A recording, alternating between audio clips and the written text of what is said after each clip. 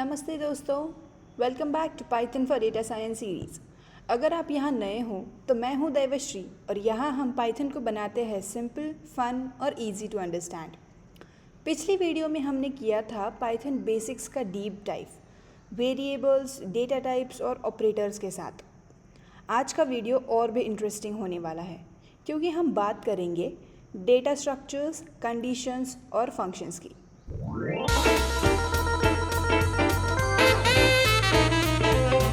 ये तीन concepts data science के लिए बहुत इम्पॉर्टेंट है। तो एक गरम गरम चाय ले आइए, रिलैक्स हो जाइए और चलिए शुरू करते हैं। पाइथन के डेटा स्ट्रक्चर्स हमें डेटा को एफिशिएंटली स्टोर और मैनिपुलेट करने में हेल्प करते हैं। आज हम एक्सप्लोर करेंगे लिस्ट, टपल्स, सेट्स और डिक्शनरीज।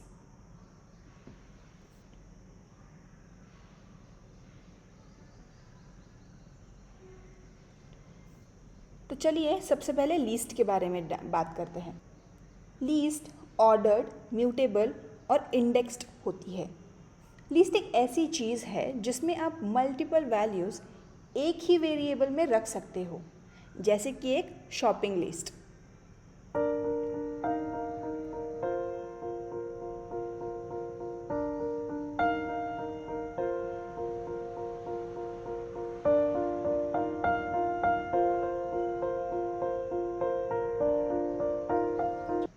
तो यहाँ पे मैंने ये एक लिस्ट क्रिएट कर ली है, ठीक है। फ्रूट्स उसका वेरिएबल नेम है, ठीक है। मैंने उसको नेम दिया है फ्रूट्स करके और उसमें मैंने different kinds of fruits store किए हैं। लिस्ट को हम किस में लिखते हैं? स्क्वायर ब्रैकेट्स में लिखते हैं, ठीक है। तो ये सिंबल्स भी हमें कभी कभार आइडेंटिफाई करने में हेल्प करते हैं। तो लिस्ट हम स्क्वायर ब्रैकेट्स में लिखते हैं, ठीक है। ये इंडेक्स्ड होती है। इंडेक्स्ड मतलब एप्पल के लिए 0, चेरी के लिए 1, ग्रेप्स के लिए 2, मैंगो के लिए 3, ऐसे इंडेक्स्ड होते हैं। पिछली वीडियो में भी हमने देखा था कि पॉजिटिव इंडेक्स और नेगेटिव इंडेक्सिंग क्या होता है। वही कंसेप्ट यहाँ पे भी अप्लाई है लीस्ट के, लेकिन लीस्ट में एक एलिमेंट जो डबल कोट्स में पूरा एक एप्पल है उसे 0 कंसिडर किया जाता है, ओके। ये कोई एक टेक्स्ट नहीं है, राइट, स्ट्रिंग नहीं है, ये बल्क ऑफ स्ट्रिंग है, राइट, ओके। तो लीस्ट स्क्वायर ब्रैकेट्स में इनक्लोज होती है, लीस्ट ऑर्डर्ड होती है, ठीक है। और एक और कंसेप्ट है कि लीस्ट म्यूटेबल होती है। म्यूटेबल मतलब क्या है कि अगर हमने एक बार लीस्ट बना ली, ठीक है, ये एप्पल, चेरी, ग्रेप्स, मैंगो मैंने एक बार बना ली है फाइनल, ठीक है। अभी मैंने उस पर दूसरा कोई काम कर लिया, मतलब उसमें कोई एलिमेंट ऐड किया, रिमूव किया, वो सारी चीज़ें हम लोग यहाँ पे कर सकते क्योंकि लीस्ट म्यूटेबल है। हम लीस्ट को बाद में भी चेंज कर सकते हैं, ठीक है। और उसमें डिफरेंट काइंड्स ऑफ वैल्यूज़ हम स्टोर कर सकते हैं। मतलब देखो, सिर्फ स्ट्रिंग नहीं है यहाँ पे मैंने फ्लोट भी किया है और नंबर भी स्टोर किया है, राइट। तो ये भी चीज़ें हम लोग लीस्ट के साथ कर सकते हैं, इसीलिए इसे म्यूटेबल कहा गया है, ठीक है। तो हमने यहाँ पे क्या किया है, फ्रूट्स नेम करके एक लिस्ट क्रिएट की है, उसमें हमने फ्रूट्स के नेम स्टोर किए हैं। उसके साथ हमने वो म्यूटेबल क्यों है इसको देखने के लिए उसमें हमने नंबर्स, फ्लोट नंबर ये भी स्टोर किया है, ठीक है। तो ये जो है इसके इंडेक्सेस है, ठीक है। और ये मैंने किस में किया है? मैंने एक कमेंट में ये कर के रखा है। इसको भी नेगेटिव इंडेक्सिंग भी इसके साथ भी अप्लाई होगी, ठीक है। मतलब -1, -2 ये भी होगा यहाँ पे। तो अगर हमें आगे चलना है, मतलब हमें अगर कोई एलिमेंट या फिर कोई नंबर या फिर जो भी आपके लिस्ट में हो, आपको अगर ऐड करना हो, रिमूव करना हो, तो उसका सिंटैक्स हम लोग देखेंगे, ठीक है। तो ये हम ना ये इंडेक्सिंग की मदद से कर सकते हैं कि हम अगर एक इंडेक्स पास कर ले तो भी उसको रिमूव करो, डिलीट करो, जो भी आपको करना है, रिप्लेस भी कर सकते हो, ठीक है। तो नेक्स्ट देखते हैं कि हमें अभी कहा गया है, ओके, कंसिडर कर लो कि आपको अभी कहा कि ये एप्पल को आप सिर्फ एप्पल को प्रिंट करके दिखाओ। मतलब आपके ज़ीरोथ इंडेक्स पर कौन सा फ्रूट है वो आपको चेक करना है, ठीक है। तो आप कैसे करोगे? तो उसके लिए प्रिंट लिखो, लिस्ट का नेम देना पड़ता है हमें, किस में से हम निकाल रहे हैं वो तो हमें बताना पड़ेगा, राइट। तो इसीलिए लिस्ट का नेम देना है। लिस्ट का नेम देने के बाद आपको किस इंडेक्स पर कौन सा फ्रूट है ये चेक करना है, या फिर किस इंडेक्स पर कौन सी वैल्यू है वो चेक करना है। तो आपको वो इंडेक्स पास करना होगा, ठीक है। तो ये आपने पास कर दिया, इसको एग्जीक्यूट करोगे तो क्या आया? एप्पल आया। वैसे ही अगर आपको कोई भी और एलिमेंट प्रिंट कराना हो तो वो आप वैसे कर सकते हो, ठीक है। अभी देखो मुझे देखना है, अभी मुझे चाहिए कि मेरे लिस्ट में कितने एलिमेंट्स हैं, मतलब टोटल कितना काउंट है कि मुझे इतने प्रोडक्ट्स लेने हैं या फिर इतने प्रोडक्ट्स, जो भी है, मतलब आपको लिस्ट कैसे करनी है। ओके, तो उसके लिए हमारे पास लेंथ का फंक्शन होता है। लेंथ क्या करता है कि हमें काउंट वापस करेगा, लेंथ कैलकुलेट करके हमें देगा किसकी। अभी हमने क्या पास किया है इसमें, फ्रूट्स क्या है, हमारी लिस्ट का नेम है। ओके, तो हमने उसमें ये लेंथ का फंक्शन उस पर अप्लाई किया। तो देखो हमारे पास कितने एलिमेंट्स है, उसमें 6 एलिमेंट्स है। अभी इंडेक्स में 5 तक ही दिखा रहा है क्योंकि हमने 0 से स्टार्ट किया है। ओके, इसीलिए ये 5 तक दिखा रहा है, लेकिन टोटल हमारे पास कितने एलिमेंट्स हैं हमारी लिस्ट में, 6 एलिमेंट्स हैं। तो वो इसने प्रिंट करके दिया, तो इसीलिए हमारे पास ये लेंथ का फंक्शन भी है। अगर सेम आप नेगेटिव इंडेक्स से भी करोगे, मतलब अगर आपने प्रिंट फ्रूट्स -1 करके दिया, तो भी आपको जो -1 पे वैल्यू है वो आपको मिल सकती है, मिल जाएगी, मिल सकती क्यों है। ओके, नेक्स्ट, अगर मान लो कि आपको कोई एक और एलिमेंट जोड़ना हो या फिर कोई दूसरी लिस्ट हो आपके पास, ठीक है, उसमें अगर इसके प्राइसेस लिखे हो, ठीक है, या फिर कितना अमाउंट लेना है, एप्पल्स कितने लेने हैं, चेरी कितने लेने हैं, वो सारा अगर उसमें लिखा हो, तो ये एक सेकेंड लिस्ट में स्टोर है। तो आपको अगर उसे जोड़ना हो या फिर कोई नया फ्रूट या फिर कोई नई, आपके समझ लो कि आप ग्रॉसरी बाय करने गए हो और फिर आपको घर से कॉल आता है कि ये 2 चीज़ें और लेके आना, ठीक है, तो आप क्या करोगे, उस लिस्ट में आपको ऐड करना पड़ेगा। तो इसीलिए हमारे पास अपेंड करके भी एक फंक्शन है। अपेंड किसके साथ कर रहे हैं, हमें लिस्ट, यहाँ पे सब कुछ हम लिस्ट के साथ कर रहे हैं, तो हमें लिस्ट को मेंशन करना होगा, और लिस्ट को हमने फ्रूट्स करके नेम में स्टोर किया है, राइट। तो फ्रूट्स डॉट अपेंड, और जो भी आपको अपेंड करवाना हो, अपेंड मतलब आपको जो भी जोड़ना हो उसके साथ, एग्जिस्टिंग चीज़ के साथ, एग्जिस्टिंग लिस्ट के साथ, एग्जिस्टिंग लिस्ट के साथ हमें क्या जोड़ना है, ऑरेंज, ये उसमें ऐड करना है। तो फिर से अगर आप फ्रूट्स प्रिंट करोगे तो देखो हमारी लिस्ट में टोटल 7 एलिमेंट्स या फिर टोटल 7 फ्रूट्स या फिर टोटल 7 नंबर्स, चीज़ें जो आपको कहना है वो प्रिंट हो चुकी है, ठीक है। तो ये भी, तो ये तो हमने लिस्ट को मतलब चेंज किया ना, ओरिजिनल लिस्ट में ही हमने एक और ऐड किया है, मतलब ये क्या कंसेप्ट क्लियर कर रहा है, म्यूटेबल वाला कंसेप्ट क्लियर कर रहा है, क्योंकि हम लोग लिस्ट को चेंज कर सकते हैं एक बार क्रिएट करने के बाद भी, ये इसका एक एडवांटेज है। और इसको अगर जैसे आप कंसिडर करो वैसे ये हो सकता है। ओके, आप अगर इसको डिसएडवांटेज कंसिडर करो तो डिसएडवांटेज होगा, लेकिन एक एक पर्टिकुलर एक चीज़ों का ना खुद का ही एक वैल्यू होता है, ठीक है, कुछ तो सोच समझ के ही उसे वैसा बनाया गया है, ठीक है। तो देखो हमने ये अपेंड फंक्शन भी यूज़ किया, ऐसे कई सारे फंक्शंस प्रेजेंट होते हैं जो हम लिस्ट पर अप्लाई कर सकते हैं। ये अभी आपका पार्ट होगा कि आपको एक्सप्लोर करना है लिस्ट के साथ अब हम और क्या क्या कर सकते हैं, आपके दिमाग में क्या क्या आइडिया आ रही है तो वो आप एक्सिक्यूट कर सकते हैं, या फिर मुझे कमेंट में बता सकते हो कि आपके दिमाग में ये क्वेश्चन आया तो इसको कैसे सॉल्व करेंगे। अभी मैं एक नेक्स्ट लिस्ट क्रिएट करती हूँ, ठीक है, ये नम करके मैं एक लिस्ट क्रिएट कर रही हूँ, दूसरी लिस्ट, ये बेसिक एग्जांपल के लिए लिए है मैंने, ठीक है। तो इसके ऊपर हम ऑपरेशंस क्या क्या कर सकते हैं वो देखने वाले हैं अभी, ठीक है। तो मैंने ये नंबर्स करके कर दी। अभी ये अपेंड जैसा ही हमारे पास इंसर्ट करके भी फंक्शन है, ठीक है, नम डॉट इंसर्ट, उसमें थोड़ा डिफरेंस है। ओके, फ्रूट्स डॉट अपेंड में और नम डॉट इंसर्ट में, इसमें भी थोड़ा डिफरेंस है। ये काम तो एक ही जैसा कर रहा है, मतलब ऑरेंज को भी वो लिस्ट में ऐड कर रहा है और इंसर्ट वो भी इस लिस्ट में जो भी हम नंबर पास करेंगे अभी स्क्वायर ब्रैकेट्स में, वो उसको ऐड करेगा उस नम वाली लिस्ट में, ठीक है।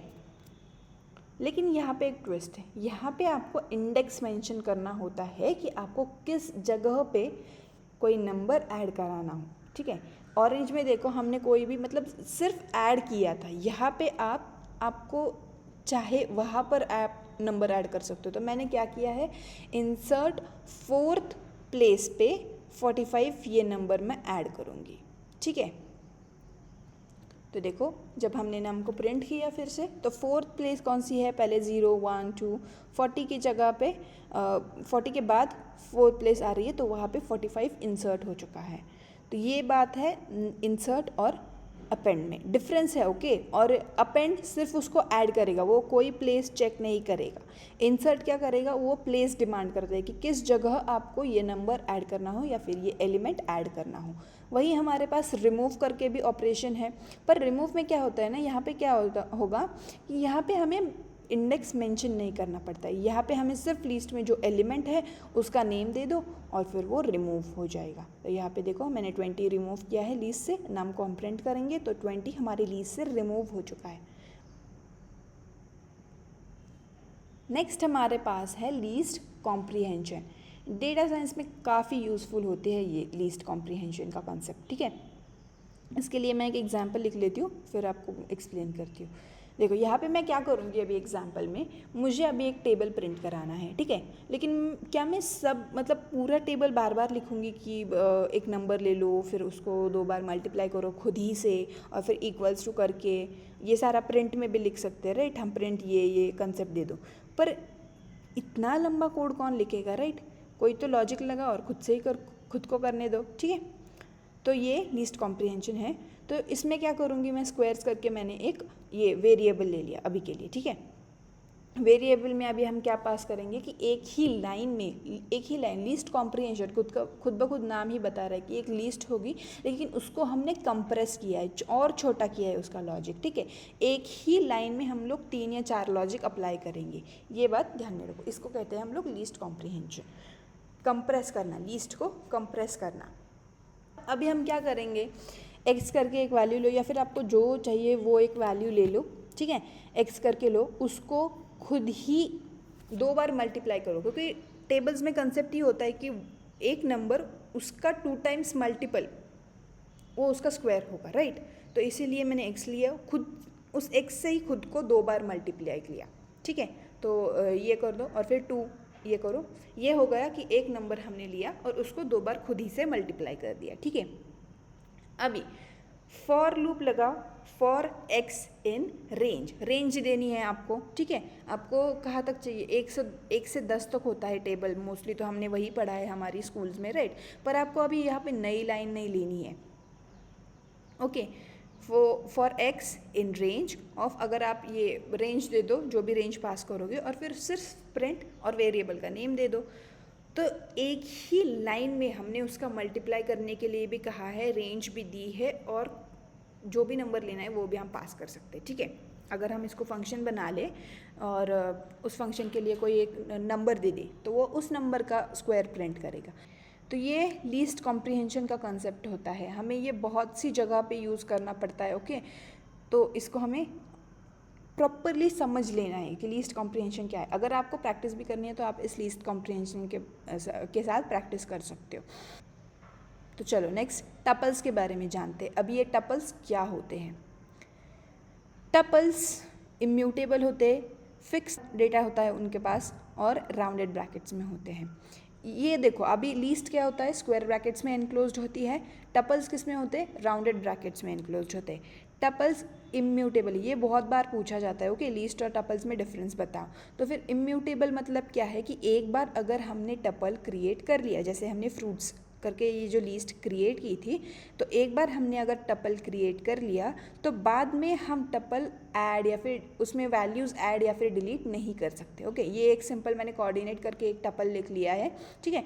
उसमें कैसी भी टाइप्स की वैल्यूज़ आप स्टोर करो, ठीक है। अभी मैंने डेसिमल मतलब फ्लोटिंग पॉइंट नंबर किया है, ओके, इंटीजर किया है, और फिर उसको एक बार प्रिंट कर दिया, मतलब एक बार मैंने कोऑर्डिनेट करके ये जो टपल है वो क्रिएट कर लिया। अभी अगर मुझे उस कोऑर्डिनेट में कोई नंबर ऐड करना हो, कोई नंबर डिलीट करना हो, तो वो मैं यहाँ पे नहीं कर सकती।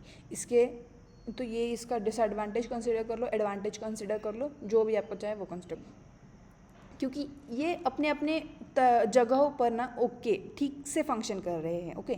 तो इसीलिए तो ये है टपल्स के बाद। अभी नेक्स्ट सेट्स के बारे में बात करते हैं, ठीक है। सेट्स क्या होते हैं वो मैं क्विकली लिख लेती हूँ यहाँ पे। सेट्स अनऑर्डर्ड होते हैं, ओके। उसमें एक कोई तो एक ऑर्डर फॉलो नहीं किया, मतलब नेम्स है तो सभी नेम्स ही होने चाहिए, न्यूमेरिक डेटा है तो सभी न्यूमेरिक डेटा ही होना चाहिए, ये ऐसा कंसेप्ट यहाँ पे नहीं है।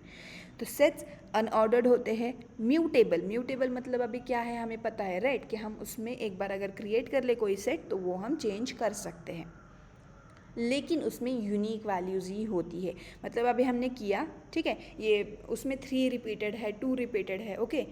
यूनिक करके हमने ये सेट किया। सेट किस में इनक्लोज्ड होता है, कर्ली ब्रेसेस में सेट इनक्लोज्ड होता है, ठीक है। तो ये याद रखना। तो यहाँ पे 3 रिपीटेड है, 2 भी रिपीटेड है। ओके, प्रिंट यूनिक करोगे तो देखो क्या जो भी रिपीटेड वैल्यूज़ थी, मतलब 2 बार बार हुआ था, 3 भी बार बार रिपीटेड हुआ है हमारे सेट में, लेकिन जब हमने प्रिंट किया उस सेट को प्रिंट करने के बाद देखो जो भी रिपीटेड वैल्यूज़ थी वो नहीं आई। इसे कहते हैं कि वो यूनिक वैल्यूज़ प्रिंट करेगा। सेट्स में ये इसका एक एडवांटेज है कि वो सिर्फ यूनिक वैल्यूज़ ही देगा। ओके, तो ये सेट का कॉन्सेप्ट है।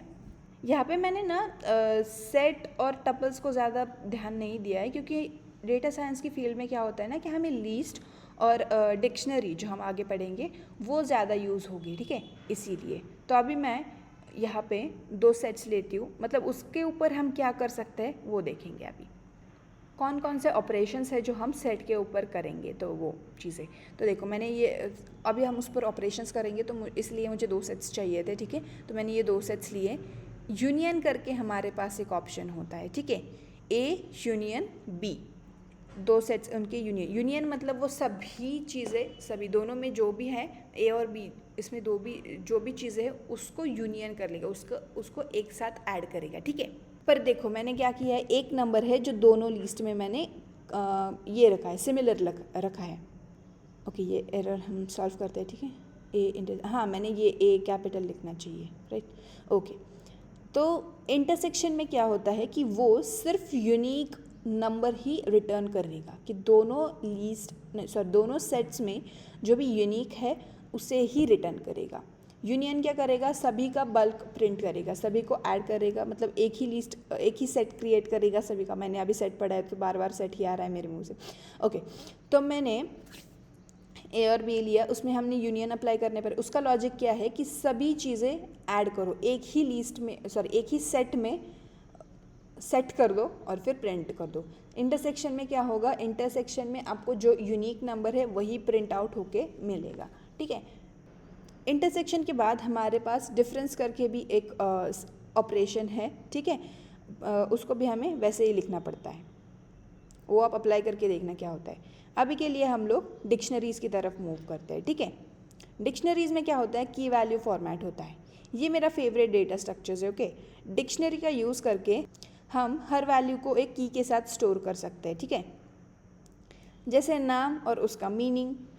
तो चलो मैं यहाँ पे एक डिक्शनरी क्रिएट करती हूँ, फिर उसको एक्सप्लेन कर देती हूँ।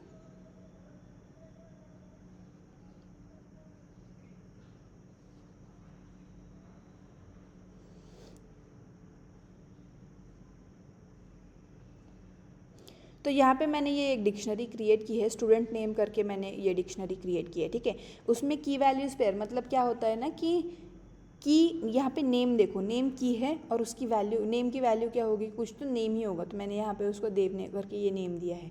नेक्स्ट हमने एज लिया है, तो एज ये की है और 90 ये उसकी वैल्यू है, ठीक है। कोर्स ये यहाँ पर कोर्स भी एक की है और पाइथन उसकी वैल्यू है।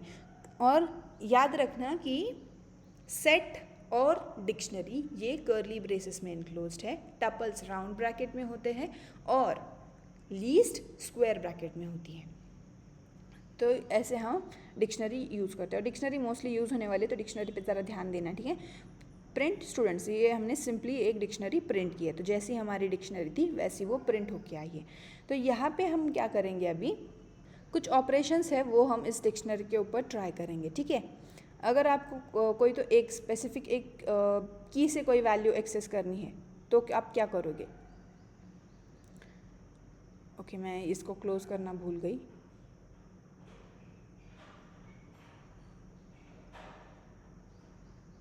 तो यहाँ पे मैंने क्या किया है, देखो एज मैंने लिया, मुझे पता है कि मेरी डिक्शनरी में एक एज करके फैक्टर है, एज तो इंक्रीज़ होता है। ओके, अगले साल अगर हमें एज इंक्रीज़ करना ना हो, उस एम्प्लॉय कह लो, स्टूडेंट कह लो उसका, तो हम क्या करेंगे, एज इक्वल्स टू 91 कर दो, ठीक है। अभी फिर से स्टूडेंट को अगर प्रिंट करोगे तो देखो हमारी डिक्शनरी में एज इंक्रीज़ हो चुका है, तो वैसे हम उसकी वैल्यूज़ चेंज कर सकते हैं। ओके, तो ये लॉजिक मुझे बताना कि हम की भी चेंज कर सकते हैं क्या, कि चेंज क्यों करनी है, हम की को ऐड कर सकते हैं, राइट, कोई दूसरी की ऐड कर सकते हैं। तो ये डिपेंड होता है कि हमें क्या करना है हमारे डेटा के साथ, वो सारी चीज़ें उस फैक्टर्स पे ये डिपेंड होता है। ओके, तो देखो मुझे एक कोई तो दूसरा नाम ऐड करना है, तो मैंने नेम टू करके ये वैल्यू उसको दे दी, प्रिंट करो और फिर देखो ये सेकेंड नेम उस डिक्शनरी में ऐड हो चुका है, राइट। वही अगर मुझे कोई की और उसकी वैल्यू रिमूव करानी हो तो हम क्या करेंगे, तो डेल करके हमारे पास, डेल मतलब डिलीट करके हमारे पास ये एक फंक्शन है, ओके। उसमें फिर डिलीट हमें किस में से करना है, स्टूडेंट में से। स्टूडेंट क्या है, हमारी डिक्शनरी, ओके। तो डिलीट स्टूडेंट में से हमें क्या उस की वैल्यू हमें देनी पड़ती है, ओके। की वैल्यू नहीं, सिर्फ वो की देनी पड़ती है कि जिसमें जो हमें डिलीट करानी हो, तो की उसके साथ उसकी वैल्यू भी डिलीट हो जाएगी। तो नेम टू हमने क्रिएट किया था, अभी हम उसको ही डिलीट कर देंगे, ठीक है। तो नेम टू उसमें पास कर दो और फिर स्टूडेंट प्रिंट करके देखो, फिर अपने आप ही उसका नेम डिलीट हो गया है, राइट। काश कि ये सारी चीज़ें हम अपनी लाइफ में भी कर सकते, राइट। तो चलो अभी आगे कंडीशनल स्टेटमेंट्स के बारे में पढ़ते हैं कि क्या होती है कंडीशनल स्टेटमेंट्स। कंडीशनल स्टेटमेंट्स खुद ब खुद ही बता रही है कि उसमें हम लोग कोई तो कंडीशन पास करते हैं, कुछ तो एक कंडीशन देंगे, उसको फॉलो करें तो फिर हम उसके साथ वर्क कर सकते हैं, राइट। ओके, तो कंडीशनल स्टेटमेंट्स में हमारे पास इफ़, एल्स, एलिफ इनके ऑप्शंस प्रेजेंट होते हैं, ठीक है। तो अभी मैंने यहाँ पे ये कोड स्निपेट लिखा है, ठीक है। इसमें मैंने क्या किया है, एज लिया है। एज में मैंने क्या किया है, इनपुट यूज़र से इनपुट लिया है। मतलब अभी हम यहाँ पे बैठे हैं, हम पहले वो हमें क्वेश्चन पूछेगा, ठीक है, enter your age. Enter your age करने के बाद हमें उसको खुद ब खुद यहाँ से कोई तो एक वैल्यू पास करनी पड़ती है, ठीक है। हम जब वैल्यू देंगे उस बेसिस पर उस वैल्यू को वो अपने अंदर जो भी कोड लेकर है उससे सॉर्ट करेगा और फिर उसके अकॉर्डिंग वो फंक्शन करेगा। तो जब सोचो कि हमने एज पास कर दिया, आपको आपका जो एज है आप वो पास कर देना, ठीक है, ये कोड लिखने के बाद। तो if age is greater than equal to, ये हमारे पास असाइनमेंट ऑपरेटर्स है, ओके। सॉरी ऑपरेटर्स है, नॉट असाइनमेंट, सिर्फ ऑपरेटर्स है, ओके। तो इसमें ग्रेटर देन इक्वल टू है, तो age greater than equal to 18 अगर ये कंसेप्ट, ये कंडीशन हुई, प्रेजेंट है, ठीक है। मतलब आपका एज अगर 25 हो, 26 हो, 21 हो, ये तो ग्रेटर देन 18 है ना, राइट। तो फिर क्या प्रिंट होके आएगा, you are eligible to vote. अगर ये कंडीशन नहीं हुई, मतलब मान लो कि उसका एज 17 है, तो वो क्या करेगा, तो इसके लिए हम लोग क्या करेंगे, एलिफ एज इक्वल्स टू 17, तो फिर क्या प्रिंट होके आएगा, almost there, 1 more year to go. मतलब आप वोट करने के लिए एक और साल आपको रुकना पड़ेगा, ये इसने कहा है, एलिफ में दिया है। यहाँ पे हमारा मेन फोकस क्या है, इफ़, एलिफ और एल्स, राइट। तो एल्स में क्या दोगे, मतलब अगर 17 भी नहीं है, 18 भी नहीं है, 18 से भी मतलब नहीं कि ज़्यादा है, या फिर 18 से भी कम है, तो फिर क्या होगा, मतलब अगर 2 है, 3 है, एक मिनट, हाँ 2 है, 3 है, तो फिर क्या होगा, तो you are not eligible to vote, ये प्रिंट होके आएगा। तो देखो मैंने यहाँ पे एंटर योर एज किया, तो फिर एंटर एज में मैं अभी 7 वैल्यू दे रही, तो देखो इसने क्या प्रिंट होके आया मुझे, you are not eligible to vote. तो ये कंडीशन स्टेटमेंट्स इसीलिए होती है कि हमें हमारी कंडीशंस, मतलब हमें फाइनल आउटपुट अगर पता नहीं हो, हमें कुछ ट्राई करना हो, तो ट्राई एंड ब्लॉक भी होता है, ओके, ट्राई ब्लॉक, एक्सेप्शन, वो सारी चीज़ें भी हमारे पास होती है। मतलब अगर हमें कोई एरर है और उस एरर को हमें मतलब वो प्रॉपरली एरर नहीं है लेकिन इसमें एरर दे सकता है, राइट, वैसी चीज़ें होती है, वो भी हम देखेंगे। तो यहाँ पे अगर आपको ये कोड समझ में आ गया हो तो फिर हम आगे बढ़ेंगे। तो अभी हमारे पास फंक्शंस का कंसेप्ट है, उसके बारे में भी जानेंगे। तो इसको क्विकली एग्जीक्यूट कर लो। देखो आप यही कोड मत प्रिंट करना, ठीक है, मतलब यही कोड मत एग्जीक्यूट करना, आप यही कोड एग्जीक्यूट मत करना, ठीक है। आप कोई तो और फैक्टर्स ले सकते हैं, राइट, कुछ भी और चीज़ें होती हैं जो आप ले सकते हैं, मतलब एज का ही फैक्टर मत लो आप खुद से। अगर आप दूसरा कोई तो एक एग्जांपल लोगे या फिर दूसरे इसमें कंडीशंस लगाओगे तो फिर आपका ब्रेन भी फंक्शन करेगा, ओके, और वो चीज़ें जल्दी से ग्रैप्स कर पाओगे आप, इसीलिए। तो यहाँ पे ये सारी चीज़ें तो हो गई, you are not eligible to vote. देखो अभी आपका रियल एज डाल के देख लेना, आप एलिजिबल हो ना हो, लेकिन हमें बैक स्टोरी भी खुद को पता है, राइट, यहाँ पे। तो इसीलिए हमें ये तो बस एक छोटा कोड है। जब आप बड़े कोड्स लिखोगे, बड़े ऑपरेशंस करोगे, तो फिर वहाँ पे तो इन सब चीज़ों की ज़रूरत होती है, ओके। तो चलो नेक्स्ट हम जानेंगे फंक्शंस के बारे में कि क्या होते हैं फंक्शंस, क्यों होते हैं फंक्शंस, और क्या हम क्यों हम यूज़ करते हैं फंक्शंस। तो फंक्शंस हमें रिपीटिव कोड से बचाता है, ओके। कोड शॉर्ट और क्लीन हो जाता है। तो चलिए एक फंक्शन लिखते हैं पहले। तो फंक्शन मतलब वो फंक्शन नहीं, ओके, जो हमारे कॉलेजेस में होते हैं और वैसे। तो एक फंक्शन लिख लेती हूँ मैं पहले, फिर आपको एक्सप्लेन करूँगी, ठीक है। हमने पिछली वीडियो में भी एक ग्रीट करके या फिर कोई तो और करके फंक्शन लिया था, राइट, अभी मुझे याद नहीं आ रहा है, तो वो हमने किया था। इंडेंटेशन देखने के लिए हमने कोई तो फंक्शन लिया था। ओके चलो जाने दो। डेफ क्या होता है कि वो एक कीवर्ड होता है। डेफ की मदद से हमें क्या पता चलता है कि ये एक कीवर्ड है, मतलब अभी इसके आगे फंक्शन ही होगा। फंक्शन को डिफाइन करने के लिए हमारे पास डेफ करके एक कीवर्ड होता है, जैसे डिलीट है, ओके, ये इफ़ एलिफ एल्स है, वो सारी चीज़ें, ओके। तो डेफ करके भी हमारे पास एक कीवर्ड होता है, ठीक है। कीवर्ड्स कितने प्रेजेंट होते हैं पाइथन में वो भी आप देख सकते हो। अगर आपको वो ट्रिक चाहिए तो मैं आपको वो भी बता दूंगी, but for that you have to comment. Okay, तो ग्रीट करके मैंने एक फंक्शन क्रिएट किया है। फंक्शन का नाम क्या है मेरे यहाँ पे, ग्रीट है, ओके। उसमें मैंने एक आर्ग्यूमेंट पास की है। आर्ग्यूमेंट्स के टाइप्स होते हैं, ठीक है। तो 4 टाइप्स की आर्ग्यूमेंट्स होती हैं। तो यहाँ पे मैंने क्या किया है, नेम करके एक पास की है, ठीक है। तो उसमें क्या, उस फंक्शन में क्या है, रिटर्न एफ मतलब क्या है वो आप ये जान सकते हो। हेलो लिखो और फिर नेम पास करना है हमें, ठीक है। प्रिंट ग्रीट और फिर जो भी आपको नेम देना है, जिसका भी आपको नेम देना है वो आप नेम दे दो। फिर उस नेम के लिए हेलो प्रिंट होके आएगा। मतलब कॉमनली आपको जो भी प्रिंट कराना है वो आप फंक्शन में दे सकते हो, राइट।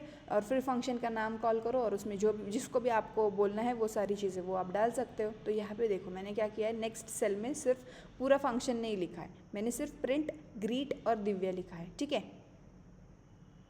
ओके, मैंने ये राउंड ब्रैकेट क्लोज नहीं किया था, ओके। तो ये मैंने क्लोज कर दिया अभी, हाँ। तो देखो हेलो दिव्या करके यहाँ पे आया है। तो एक बार हमने फंक्शन लिया, दूसरी बार हमें वो फंक्शन पूरा लिखना नहीं पड़ता। हम क्या कर सकते हैं, हम सिर्फ उस फंक्शन का नेम ले सकते हैं और फिर उसको एक्सेस कर सकते हैं। तो इसीलिए कोड हमें रिपीटेशन करने से मदद करता है, राइट। हमें बार बार कोई भी चीज़ लिखनी नहीं पड़ती। कोई भी चीज़ मतलब जो हमने फंक्शन में एक कॉमन कोड जो होता है, तो फिर हम उसको रीयूज़ कर सकते हैं। तो यहाँ पे एक दूसरा फंक्शन ले लेती हूँ मैं, डेफ कैलकुलेट मीन करके। मतलब मुझे नंबर्स है मेरे पास और उनका मुझे मीन कैलकुलेट करना है। ये हमारे लिए डेटा साइंस में इंपॉर्टेंट होगा, राइट। हमें स्टैट्स भी चाहिए, तो इसीलिए मीन कैलकुलेट करना है नंबर्स का। और फिर फंक्शन में क्या किया है मैंने, रिटर्न करना है मुझे। रिटर्न भी एक कीवर्ड है, ठीक है। तो जो भी उसमें होगा वो मुझे वापस आउटपुट में मिलेगा, ठीक है। सम नंबर्स एंड उसकी लेंथ, उसको डिवाइड करो उसकी लेंथ नंबर से। मीन का फॉर्मूला ही यही होता है, राइट। तो डेटा है हमारे पास, डेटा में कौन कौन सी वैल्यूज़ है, प्रिंट कैलकुलेट मीन करके फंक्शन है। और फिर ये मीन क्या है, मैंने बस वैल्यू दी। मतलब अभी यहाँ पे देखो आप, मीन और फिर 30 आ रहा है, राइट। तो इसलिए अभी हमारे पास लैम्डा फंक्शंस भी होते हैं। अभी लैम्डा फंक्शंस क्या होता है कि एनॉर्मस होते हैं, मतलब उनको हमें डिफाइन नहीं करना पड़ता। मतलब जो हमने ये डेफ कीवर्ड लिखा है ना, वो हम यहाँ पे नहीं यूज़ करेंगे, ठीक है। तो पर लैम्डा का क्या होता है ना कि हम उसको एक बार यूज़ कर सकते हैं हमारे पूरे कोड में, राइट। तो फिर स्क्वायर करके मैंने ये लिखा है, उसको हम डेफ करके नहीं, हमें उसमें लैम्डा ये कीवर्ड यूज़ करना पड़ता है, ठीक है।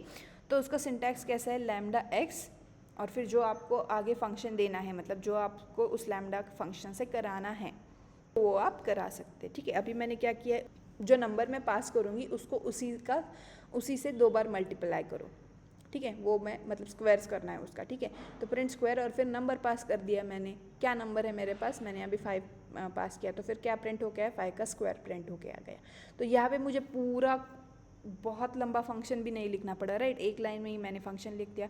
लैम्डा का क्या है कि ये एक एनॉर्मस फंक्शन है, ठीक है।